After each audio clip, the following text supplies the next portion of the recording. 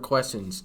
And you probably remember from the 5 steps of the conversation is that the questions is probably the most important part of the pitch, because here's where you're going to find out what's important to the customer, where their pain points are, what their hot spots are, so that you can actually present to the things that matter. So you don't have to ask every single one of these questions, but these questions are really helpful for you in order to get the answers that you're looking for and in order to deliver the pitch that works. So the first one, and before we get there, really, really important to always do your best to ask open-ended questions, unless, of course, you're asking qualifying questions. But if you're asking probing questions, which is the questions that we're about to talk through, probing questions give you more information on what you need in order to present.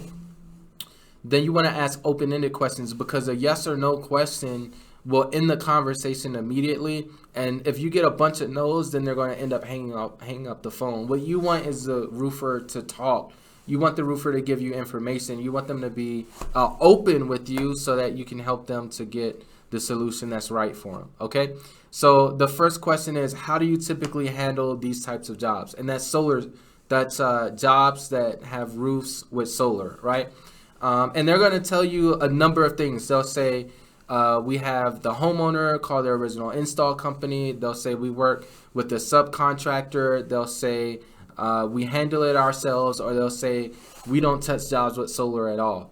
The reason these bullet points are here for you to ask the question is so that you're prepared for the feedback of, well, what do you mean? So you might say, how do you typically handle these jobs? And a roofer could possibly say, well, what do you mean? Then you follow up with a deeper question, and deeper question is really important when you're asking good questions in a pitch, because deeper questions specify to the information that's helpful for you to get them an estimate, to overturn an objection, to present correctly, right? And so let's say they may say, what do you mean? How do you handle those types of jobs? What types of jobs?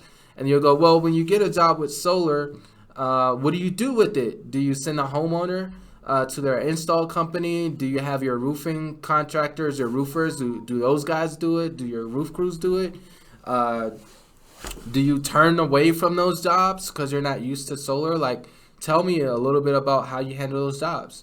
So after you've asked those yes or no questions, you're following up again with an open-ended question, so that what's stuck in their head is the last question, because that's how you want them to answer the question, with an open-ended answer.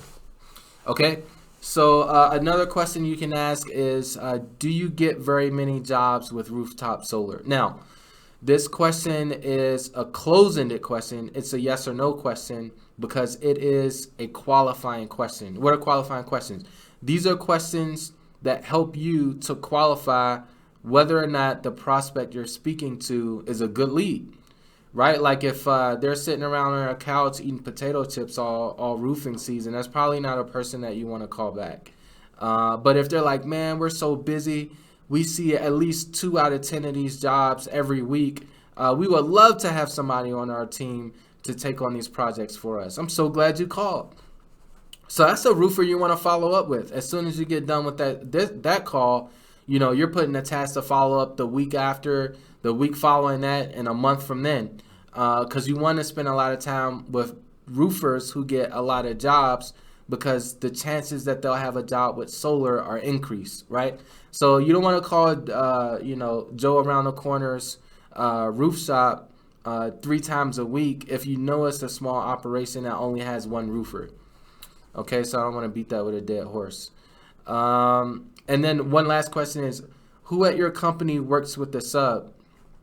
If it's a salesperson, an owner, or do you handle that at the office? Okay, so there's 3 or 4 roles that you're gonna find when you start making these calls. There's an owner, right? Sometimes the owner is also also the operator of the business, and that person will be in the office, or sometimes you'll call him and he'll be in his truck.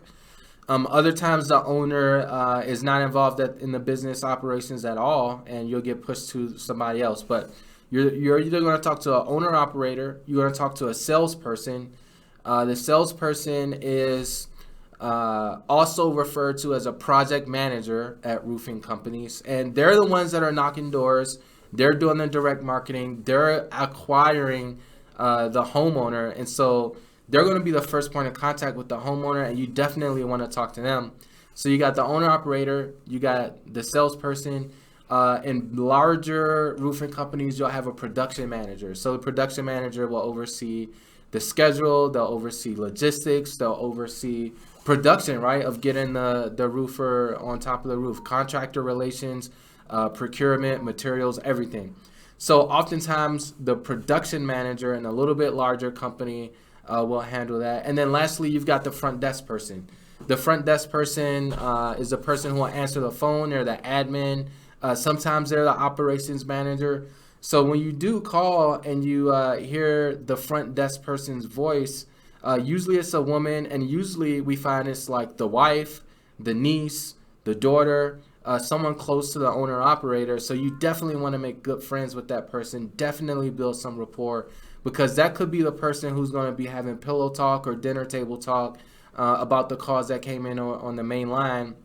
And they're going to be talking about you. So you want to make sure that they speak about you favorably, so that when they do get a job with solar, they're like, oh, I need to call Roger. That was a great person.